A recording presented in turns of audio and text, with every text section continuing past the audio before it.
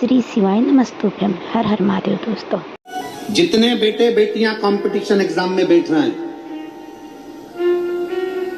जितने बच्चे competition exam की तैयारी कर रहे हैं, हमने पहले भी कथा में कहा उन बच्चों के लिए कि भरपूर मेहनत करो। जितनी मेहनत तुमने आज करी है इससे 4 गुनी ज्यादा मेहनत तुम करो।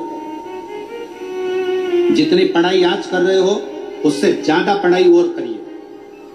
भरपूर मेहनत करिए, परिश्रम करिए, पूर्ण कर्म करिए, रात दिन एक करो, विद्याध्ययन करो, खूब मेहनत करो। और कंपटीशन एग्जाम की तैयारी करने के बाद आप किसी एग्जाम में बैठने के लिए जा रहे हो तो 1 लोटा जल, उसमें थोड़ा सा लाल चंदन, उस जल के पात्र के मुख पर, कलश जो होता है ना, जल का पात्र जो होता है, उसका जो मुख होता है ऊपर, उसके मुख पर लाल चंदन लगा लीजिए और पुरुष मृगा ऋषि का नाम लेकर, पुरुष मृगा ऋषि का नाम लेकर लाल चंदन लगे हुए स्थान से ही बाबा देवादिदेव महादेव को अगर वो जल समर्पित करा जाए तो ऐसा कोई बेटा बेटी नहीं जो कंपटीशन एग्जाम में निकले नहीं।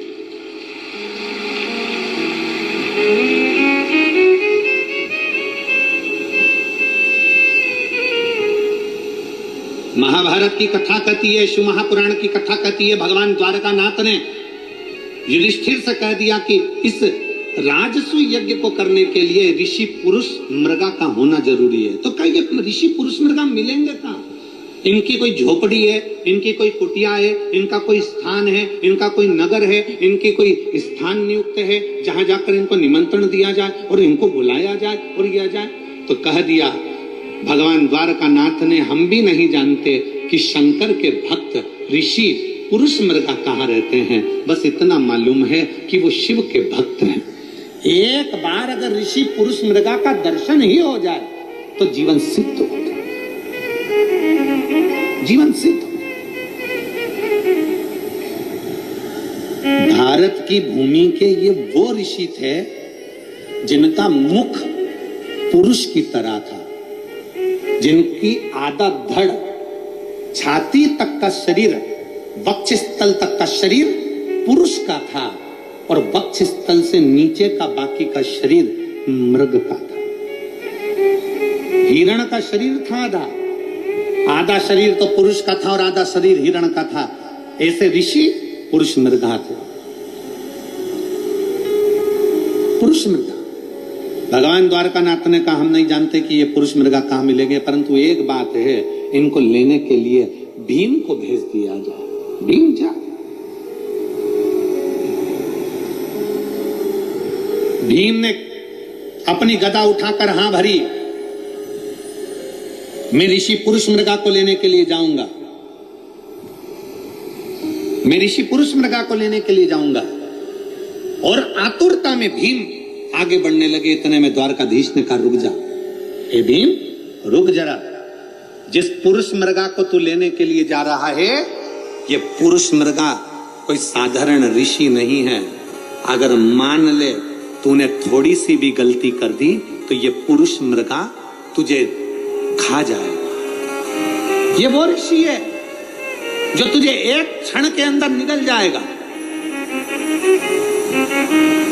तेरी थोड़ी सी गलती हुई ना तो ये पुरुष मृगा तुझे निगल जाएगा, थोड़ी सी गलती। इतने में भीम ने कहा द्वारकानाथ से, आप मुझे जानते नहीं हो द्वारकाधीश, क्या आप मुझे पहचानते नहीं हो? मेरे में केवल शरीर का बल नहीं, बुद्धि का बल भी मुझ में है। मुझ में केवल शरीर का बल नहीं, मुझ में बुद्धि का बल भी है। बुद्धि का।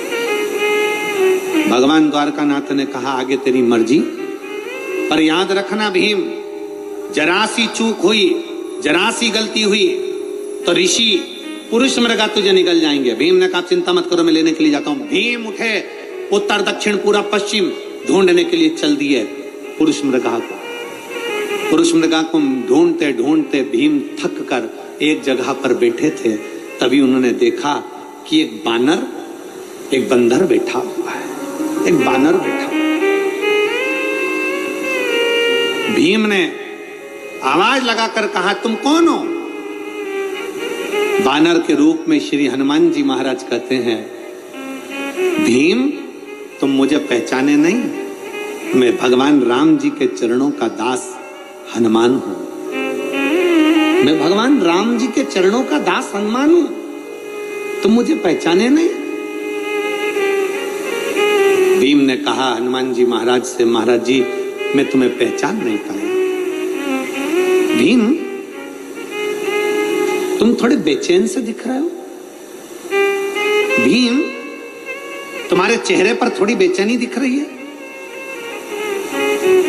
तुम थोड़े बेचैन से नजर आ रहे हो, तुम्हारे चेहरे पर थोड़ी बेचैनी दिख रही है, क्या बात है भीम?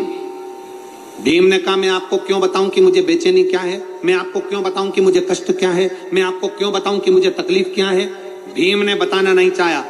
भीम बैठ गए, सुस्ता रहे थे, बहुत सुस्ताते सुस्ताते आखिरी में हनुमान जी महाराज ने भीम को दूर बैठे हुए कहा, भीम मुझे मालूम है तुम कहां जा रहे हो। भीम ने पूछा, बताओ कहां जा रहा हूं? हनुमान जी महाराज ने कहा, तुम शिव जी के भक्त ऋषि पुरुष मृगा को लेने के लिए जा रहे हो। भीम ने कहा, आपको कैसे मालूम पड़ा कि मैं पुरुष मृगा को लेने के लिए जा रहा हूं? हनुमान जी बोले, जो पुरुष मृगा शिव का भक्त है, उसी तरह मैं भी शंकर भगवान का एक अंश हूं, इसलिए मैं हनुमान हूं। मैं हनुमान,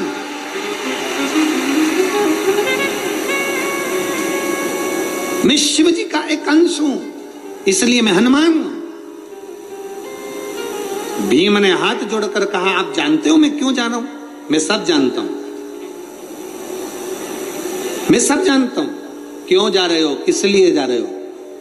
तब भीम ने कहा कि तो ये बताओ कि ऋषि पुरुष मृगा कहां मिलेंगे? भगवान श्री हनुमान जी महाराज ने कहा, तुम ढूंढते रहो, ढूंढते रहो, एक न एक दिन तुम्हें पुरुष मृगा मिल जरूर जाएंगे। पर एक बात सुन ले भीम, तुझे पुरुष मृगा मिल जाएंगे ना, तो वो तुझ में आपस में बात कर कर जब तूने ले जाना चाहेगा तो कोई ना कोई शर्त ऋषि पुरुष मृगा तेरे सामने रख देंगे। जब वो शर्त रखेंगे ना भीम, तब सुन, तुझे मेरी याद आएगी। इसलिए मैं तुझे आज अपने शरीर के 3 रोम 3 बाल शरीर के तोड़ कर दे रहा हूं। हनुमान जी महाराज बोले, मैं अपने शरीर के 3 बाल तुझे दे रहा हूं, इन 3 बालों को, 3 रोमों को तू अपने पास रखना। इतने में भीम ने कहा, मैं तुम्हारे 3 बाल क्यों लेकर जाऊं, तुम्हारे शरीर के 3 रोम क्यों लेकर जाऊं, इन केश को क्यों लेकर जाऊं? तब हनुमान जी ने कहा, सुन रे भीम, जब पुरुष मृगा मिलेंगे तो उससे शर्त रखेंगे, तेरे साथ हस्तिनापुर जाने की जब शर्त रखी जाएगी, उस जगह पर तुझे मेरी याद आएगी। ऋषि पुरुष मृगा जब तुझसे शर्त रखेंगे, ऋषि पुरुष मृगा को रोकने के लिए मेरे शरीर का 1 बाल जब तू जमीन पर पटकेगा, उससे 1000 शिवलिंग उत्पन्न हो जाएंगे। दूसरा रोम पटकेगा, उससे 1,00,000 शिवलिंग उत्पन्न हो जाएंगे। तीसरा रोम जब तू पटकेगा, उससे 1 करोड़ शिवलिंग उत्पन्न हो जाएंगे। मेरे हनुमान जी महाराज ने कहा, भीम जब तू पुरुष मृगा से संकल्प लेगा, कुछ शर्त रखेगा, मेरे शरीर के ये शिवलिंग प्रकट करेंगे। और सुन भीम, पुरुष मृगा की एक आदत है, जितने शंकर के शिवलिंग मिलते हैं उतने शिवलिंग की वो स्नान करके पूजन करता है, तब आगे बढ़ता है। अब तू सोच, 1 रोम से कितने शिवलिंग हैं? जम के बोलो जरा। 1000। दूसरे रोम से 1,00,000, तीसरे रोम से 1 करोड़। अब पुरुष मृगा एक एक शिवलिंग की पूजन करेगा, तब जाकर कहीं आगे बढ़ेगा। उस जगह पर मेरे ये 3 रोम तेरे काम आएंगे। हनुमान जी ने अपने 3 रोम तोड़कर, 3 बाल तोड़कर भीम को दे दिए। भीम ने वो बाल संभाल कर रखे। पुरुष मृगा को ढूंढते ढूंढते आगे बढ़े तो ऋषि पुरुष मृगा मिल गए। पुरुष मृगा के हाथ जोड़कर निवेदन करा, जिस समय पर पुरुष मृगा शंकर की आराधना में लगे हुए थे, शिव की स्तुति में लगे हुए। ओम नमः शिवाय।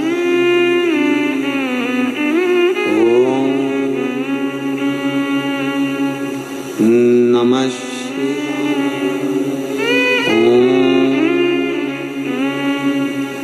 नमः शिवाय। नमः शिवाय। नमः शिवाय।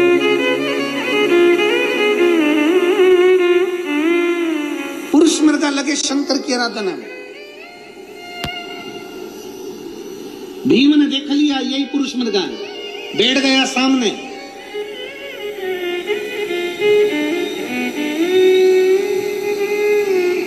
बहुत अंतर है संस्कार और अहंकार, इन दोनों में बड़ा भारी अंतर होता है। संस्कार और अहंकार में बड़ा भारी अंतर होता है। संस्कारवान व्यक्ति स्वयं झुकता है और अहंकारवान व्यक्ति दूसरे को झुकाना जानता है।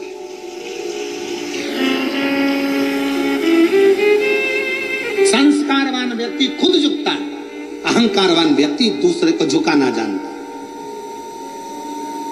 अहंकारवान व्यक्ति बार बार अपनी अहमता अहंकार को प्रदर्शित करता है। तुम मुझे जानते नहीं हो, तुम मुझे पहचानते नहीं हो, तुम मुझे जानते नहीं हो, तुम मुझे पहचानते नहीं हो। और होता है, होता है। जिसको बहुत अहंकार होता है ना, और चिल्ला चिल्ला कर जो कहता है ना, तुम मुझे जानते नहीं हो,